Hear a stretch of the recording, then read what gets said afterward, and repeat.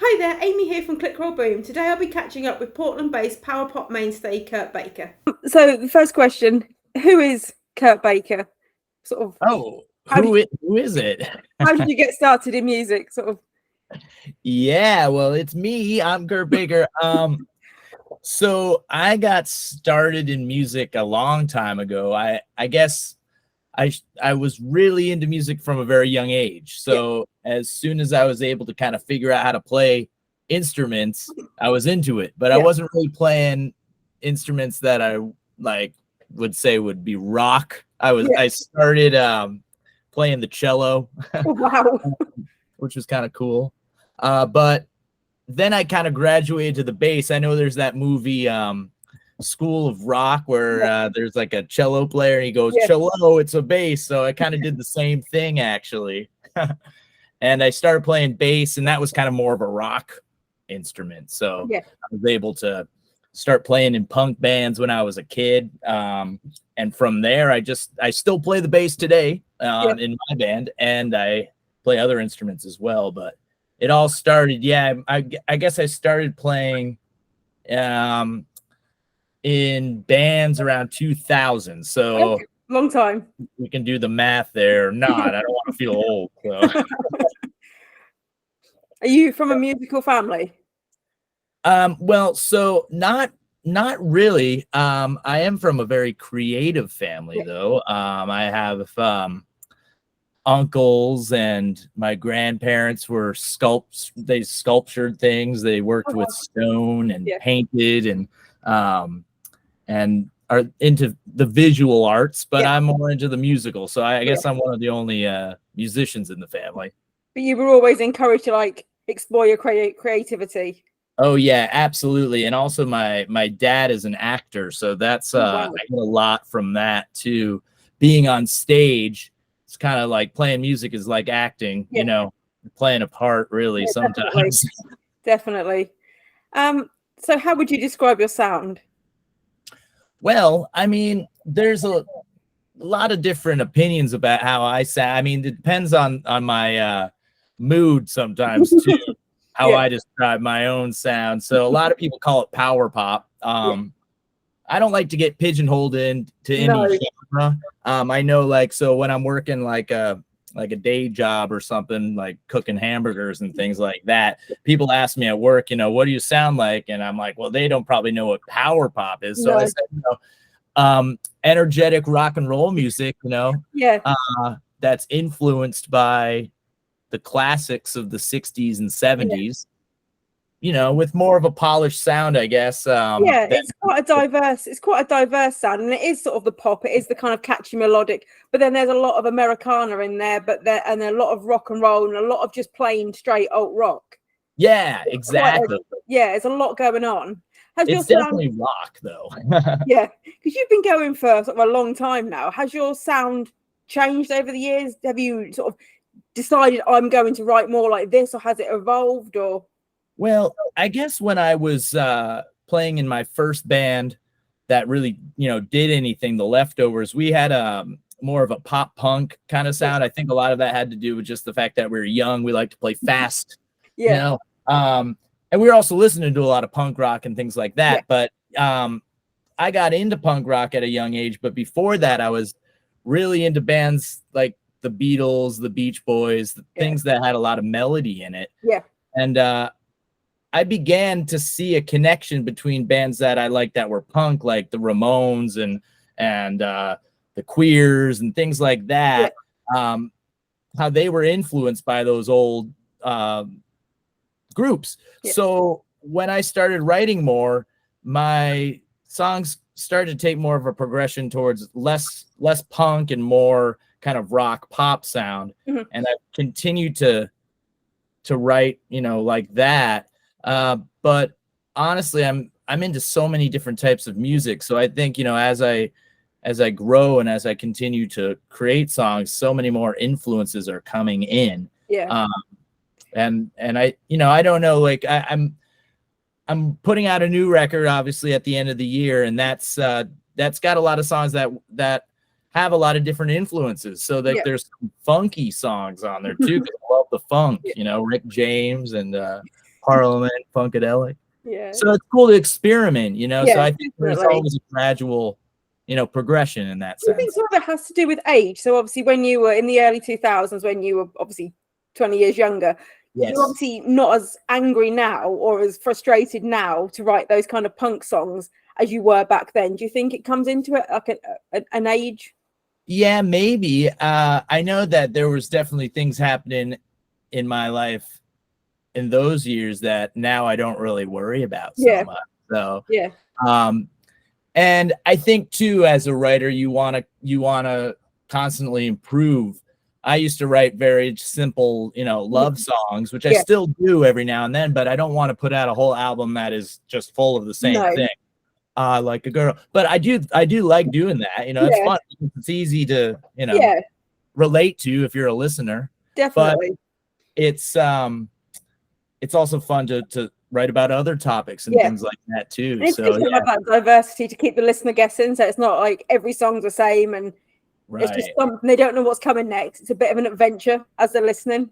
Yeah, definitely. You know, throw in some curveballs in there. Absolutely. People excited because I mean I often kind of look at my music and think, okay, well, you got to take a step back and how would a listener hear it? You know, not that I'm making music solely for like the listener. I make it for myself and be happy, but you know, everyone perceives things differently like that. And so if I myself am listening to a record or a band that continues to put out the same music, you get bored, really, you know? So I think it works for some bands. Some bands can keep to the same formula and it works throughout their career, but I think other bands need to mix it up. Totally. But then some bands mix it up too much that they lose sight of what they were to begin with. So I think it is a fine line between mixing it up and keeping it interesting. I was just going to say, part of yourself. Fine line there for sure. Yeah. And you know, like some artists too have a higher output. So, you know, like they'll put out a record every 2 years. I try to put out music as much as I can. But there are those groups that, you know, take maybe 5-6 years to put out a record. And when they put out something and you're like, I wasn't expecting that. Like kind of disappointed, right? Coldplay always springs to mind when I think of that. Starting out as an indie band and now they're kind of a pop band, and I think, you really have just lost where you started. Yes, exactly. They need to get back to their roots, I think. Exactly. So are you fully self-funded? Is all your music, do you have to fund it yourself? Well, luckily I am not. I'm on a pretty nice record label called Wicked Cool Records. So they help fund the recordings and they put out the records. But I'm in this weird spot now because I was living in Spain for about 7 years, and I had a touring band over there, and we played a lot. And then of course, you know, the pandemic hit and that was all over. And I came back to the States to start making new music again with my old band that I had before I went to Spain. So now we're trying to get back on the road, you know, look for a booking agent, a manager. There's a lot of competition out there. It's still all backed up from 2 years of no shows. So when it comes, you know, to touring, we are still very DIY in that. I imagine that's really expensive. And it's even more expensive now than it was, you know. So it's difficult, but we're trying our best. We want to get out on the road and see everybody. Maybe we are you in England? I'm just guessing by your accent. Yeah, we're in England, in the UK. Oh, nice. I'd love to go back there. It's been a long time. The last time I toured over there was with my like a long tour was with my other band that I was talking about when I started. We were called The Leftovers, and we toured with a band called Bowling for Soup, who have toured over. Wow. So we played a bunch of shows with them, and it was fun. I had a lot of fish and chips, and we're good for that over here. English breakfast. I love the English breakfast. The pubs and like. Well, now even I'm more excited to get, you know, back to the UK because I love all the, you know, the Brit pop stuff, the old 90s stuff, and those guys are still kicking around and playing a bit. A lot of them are reforming now, so a lot of the old Brit pop bands are getting back together and putting out new albums and doing shows. Like a cool thing to do. Who was that guy? Andy Bell had a band that was really great. I can't remember. Yeah, but yeah. Anyway, I got to get over there again, so that'd be fun. Yeah. I think we've touched on this a little bit, but who sort of influences your sound? What other artists influence your sound? Oh, so really, it at the core of it, I guess it would be, like I said, the Beatles, Ramones. I love Cheap Trick. Cheap Trick's one of my favorite bands. And it changes day to day, my answers for this, but those are really the three that I love. Yeah. And when I sit down and write a song, a lot of times I pull from their catalog for inspiration. Yeah. So when you're writing a song, where does the inspiration for the words come from? Wow. So that's actually something that sometimes, for me, musically, the melody usually comes first. So I have a lot of songs that are started with just like a little melodic idea in my head, like look, and then the lyrics come later. Yeah. Oftentimes I don't have I don't sit down. I'm like, I need to write a song about, mushrooms. I don't know, so, how good they are in soup, so I don't do that often, but sometimes a lot of times when I'm collaborating, which I love to do now, and on my last record, I did a lot of collaborations. So lyrically, a lot of the songs came out of just discussions that I would be having with like a buddy of mine or whoever was writing the song, and let's write a song about that, oftentimes just kind of observing, in the music industry, there's a lot of assholes. There's a lot of people that suck, and just kind of pathetic people. So that's always great inspiration if you want to write a song about someone that sucks, But you can just look around. You can find inspiration for the lyrics. And another time. Oh, I'm sorry. I was gonna say it normally comes from like life experiences, things you've witnessed, stuff around you. Right. Yes, exactly. Yeah. And sometimes too, like what you could do with songs, which I find fun, is it doesn't have to be like a personal experience that you put into the song that exactly like that happened to you. It could be just a life experience that maybe that you heard from a friend and put it into the perspective of the protagonist of the song, and so there's a lot of things you can do with songwriting that's fun. I think that's why I still try and do it, because there's so many ways to come up with a song. Yeah. And there's no right or wrong way, really. As long as the song's good. The song's got to be good. If the song sucks, then I don't want to hear about it. Got to be catchy. Got to be memorable. It's got to be. Yeah, for me, that's one of the things that I love about music is a catchy, memorable song that I'm going to want to listen to again after hearing it once. So I try to make that myself. So you're very good at writing a catchy chorus. Well, thank you. Yeah, you're very good at writing a catchy chorus. I appreciate that. Yeah, that's I love good catchy choruses. They're fun. They make you smile. Yeah, definitely. Sometimes I think music needs to be more serious and more sad, and it works for some bands. But I think for your type of music, a catchy chorus is everything. Right, exactly, and that's also a great reason why there's so many bands out there. We have the choice to choose what we want to listen to. So we're not. And it's good because. As a listener, you can go for your moods. If your mood is kind of miserable, you can listen to some, I don't know, stoner or something. But if it's jolly, you can listen to something like your music, and it instantly kind of cheers you up, sort of thing. So, well, I'm really happy that you picked up on that. Yeah. Thank you. Does that reflect your personality? Are you a generally happy person? So that comes across in your music.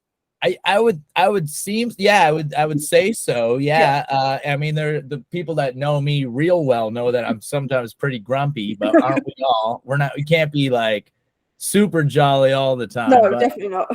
I'd say, 75% of the time I'm in a pretty good mood. I'm really lucky to be doing what I do and have the experiences that I've had. I've already done so much in my life, so I've got no regrets about that. So I'm a happy guy. And if we got some beer and some food and some snacks, some nachos or something like that, and I'm in a really good mood. Yeah. So what's been your biggest show to date? Ooh, biggest show to date.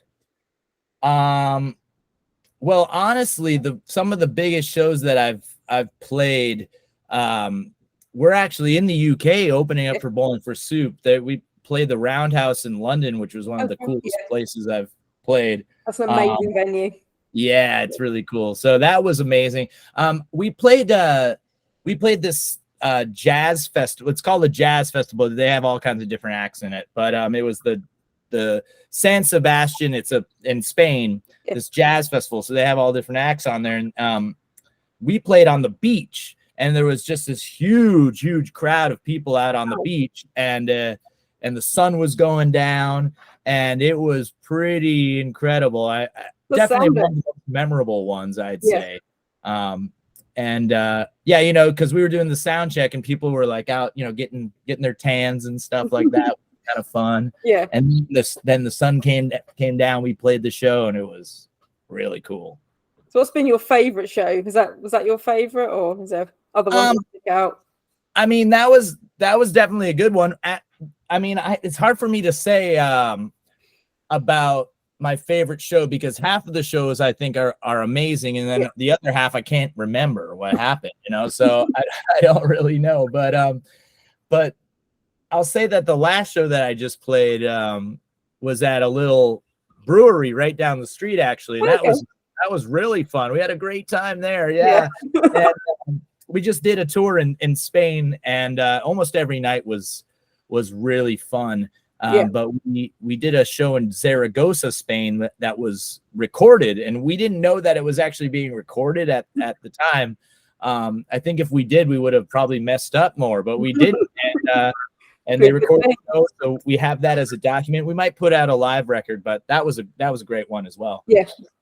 Have you ever suffered from stage fright? And if you have, how do you overcome it? Well, I haven't really. It's like one of those things. I've gotten nervous. I think, you know, there's been a few times that I have been nervous about getting on stage, but it really doesn't happen often.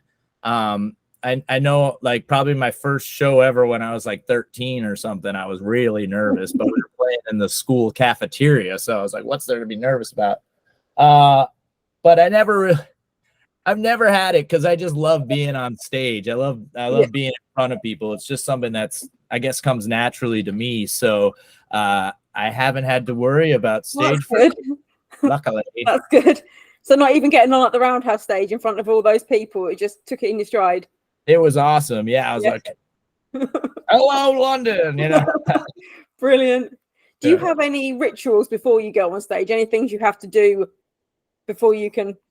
Well, you know, I try to do, I've been working on, you know, maintaining my voice, which is one of those things as a singer you got to do, and it's hard, you know. The older you get, and then you're going on tour, and you're not sleeping that much, you're in a van, you know. We don't have you know, 5-star hotels all the time, so so you know, it does get difficult. So I try to do some vocal warm-ups. I know that it annoys the shit out of my band members, but I got to do it, you know. It's like so I try to do that, you know.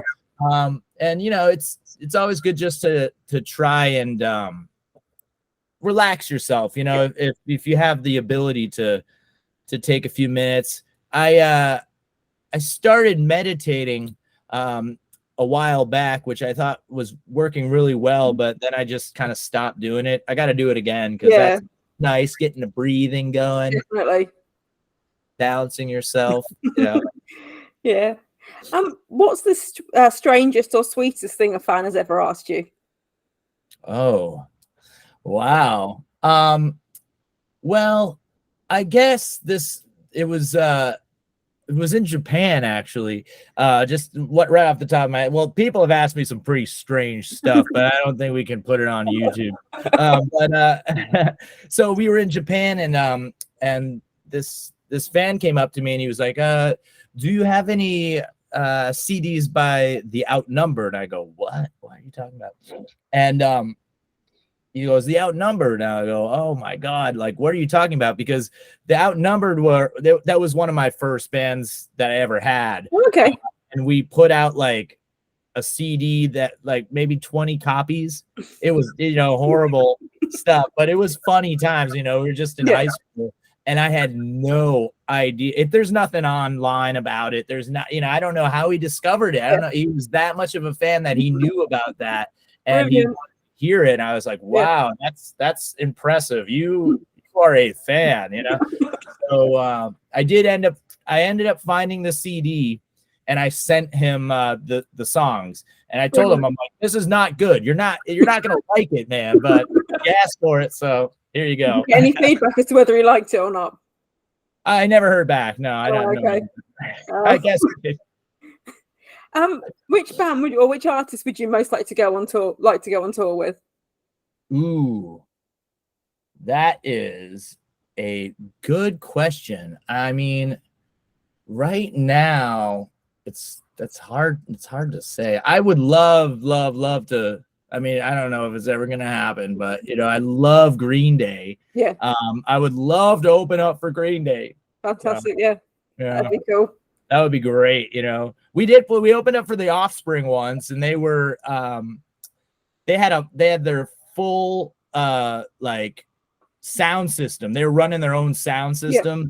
Yeah. And we were playing this old like ballroom in New Hampshire by the beach, and it's an old building, and they had their own sound system too. But the Offspring had this big truck. They had just bought all these, speakers, all this stuff from like Russia or something.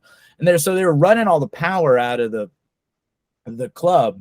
And so it was our turn to get on stage and do like the sound check and everything. And so we had to go through the power of the venue.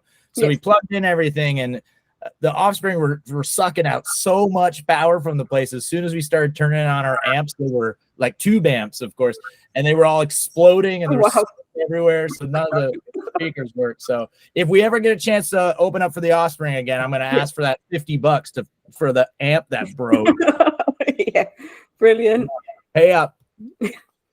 Again, we've talked about this earlier, but any plans to come to the UK? Yeah, so I would love to come back, and I hope it's something that is possible soon. I know it's been made more difficult for many reasons, but it is something that is still a possibility. Yeah. I did play a few, like in 2017, 18, I think. I was able to get over to London to play a couple shows, and I wish it was longer, but it was just like kind of weekend little things. Yeah, it was easier because I was in Spain at the time. But yeah, fingers crossed. If anyone wants seeing this and wants us to come over, get in touch. Let's make it happen. I can hook it with venues in my area. We've got lots of really cool little venues. Oh yeah, I mean, I'll play anywhere. We're just ready to rock, Yeah, definitely. I'll have some special brew maybe too. We like rocking in Norwich. Yeah. You recently put out a new single, Anchors Up. Can you tell me about it? Yeah, so it's the first song that we put out that's going to be part of my new album. The new album's called Rock and Roll Club, and it's the kickoff single. It's a song that I'm really proud of. I think it came out wonderful. I had the idea for the music that I'd written it a couple years ago, and I needed some better lyrics for it. So I had asked the guitar player in my band, Jeff, who's a great lyricist. He started working on some lyrics, and then I went down to his house to finish off the song. And it's got a really nice kind of vibe to it. So catchy. Yeah, and it's very catchy too. Yeah. And I'm really proud about how it came out in the recording. And then also the other guitarist in my band, Wyatt Funderburg, he had this wonderful idea for the video. Yeah. So we just did this one tracking shot, one take shot. So it's everything there. We're really happy with the song. We're really happy with the video. We're happy with the album. We've been hearing some great feedback on the song. So I'm really fortunate for that and happy to know that people enjoy it. People that I didn't even think would, people are coming up to me on the street here in my town, be like, "Hey, I like your new song." I'm like, "Wow, okay. Brilliant. I thought you forgot who I was," so yeah, so it's cool. Is the new album all finished and recorded and ready to go? It is. Yeah, so we recorded that. It was a process. It took a long time actually, because we had a few hiccups and things here and there, but that happens when you're making music and trying to record a record. But the whole thing is done. It's 12 tracks. It's a full length, and Yeah, it's gonna be cool. Hopefully people enjoy it. We want to try and get to another level with this one. So we pulled out all the stops, I guess you say, and tried to make the best thing we could. So have you got more singles coming out before the album? Yes, we do. So we're gonna have a couple more tracks that we'll put up before the record comes out. The record comes out on the 29th of September. And next month we'll put out the title track of the album. It's called Rock and Roll Club. So the song is called Rock and Roll Club. And then in August we'll put out another track. So we'll give you guys some more to listen to before the whole thing comes out. So if that album's sort of finished and ready, are you still writing, or do you take a break from writing, or is it just a perpetual process? Yeah, it's a good question, because I hadn't been writing I put so much energy and so much effort into this last record. Normally when I finish a record, I'll take a little bit of a break just because there's nothing coming. But eventually kind of go back into it. But I haven't really been writing too much since we finished the record. Some ideas here and there.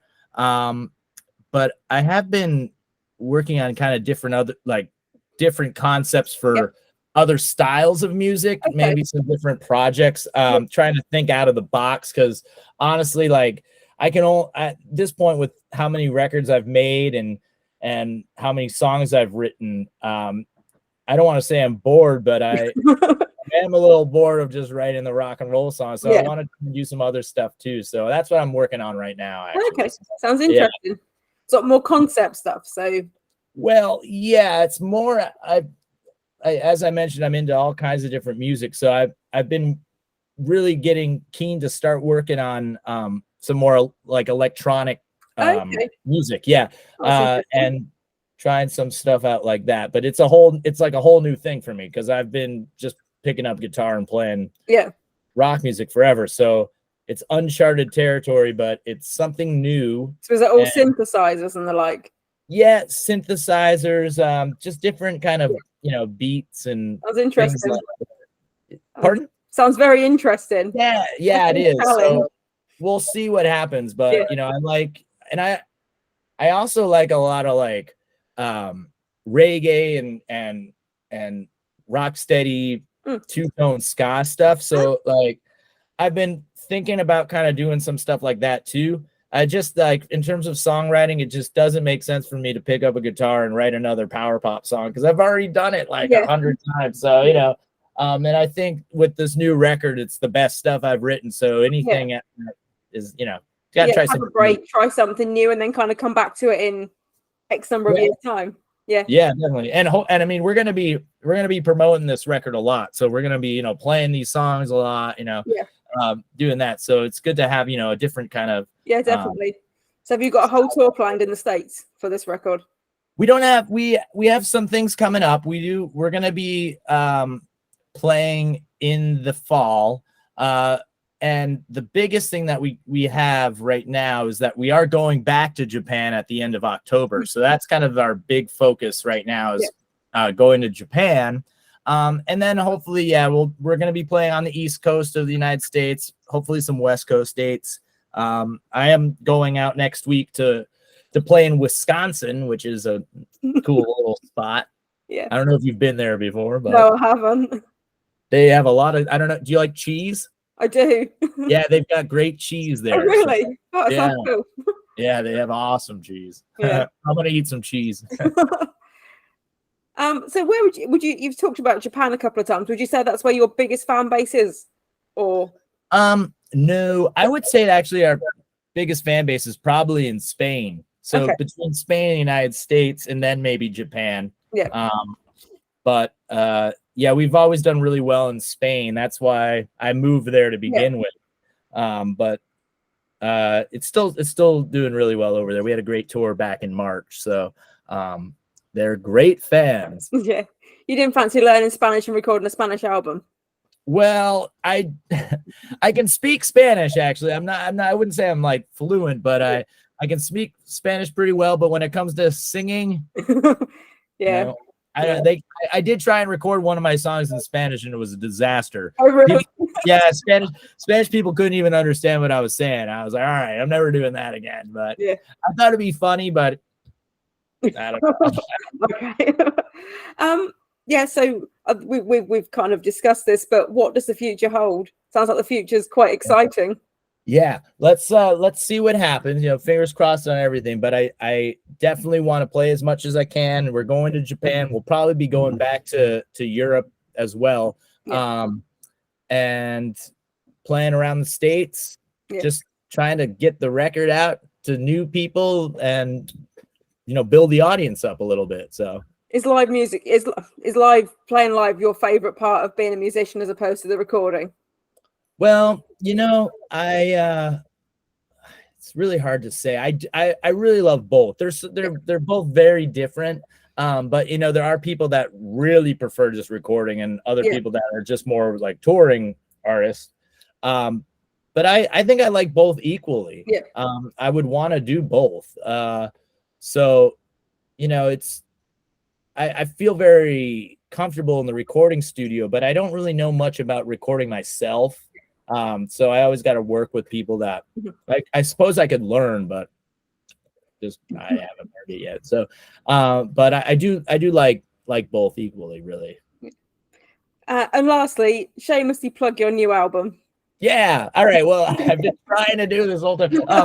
Yeah, you should definitely buy it when it comes out. It's going to be great. It's called Rock and Roll Club. There's something on there for everyone. Some rock songs, a funky song, some nice songs with acoustic guitar. It's going to be out on Wicked Cool Records. There's going to be vinyl. You'll be able to get it on CD if you still listen to CDs.